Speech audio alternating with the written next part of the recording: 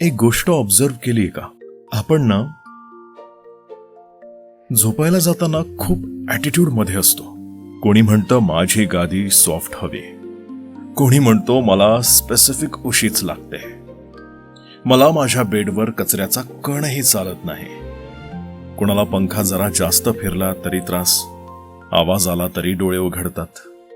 काहींचे चोर तर आले नाही ना, किंवा घरातलेच चोर तर नाही झाले ना. झोप आहे की मिशन?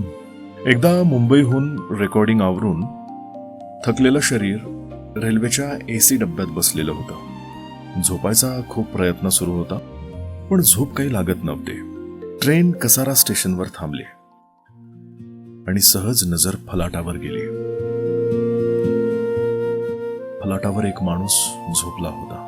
अंगावर फक्त एक पातळ चादर, डोक्याखाली उशाला त्याचाच हात.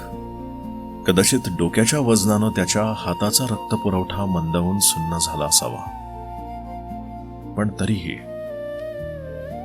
तो इतका शांत झोपला होता ना की क्षणभर मला वाटलं मी त्याच्यापेक्षा जास्त गरीब आहे. कारण माझ्याकडे सगळं असूनही माझ्याकडे ती झोप नाहीये. त्या क्षणी कळलं,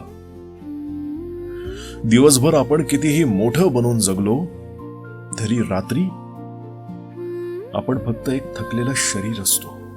ना पैसा ना स्टेटस, फक्त शांतता. सुख सुविधा या फक्त झोप लागेपर्यंत असतात.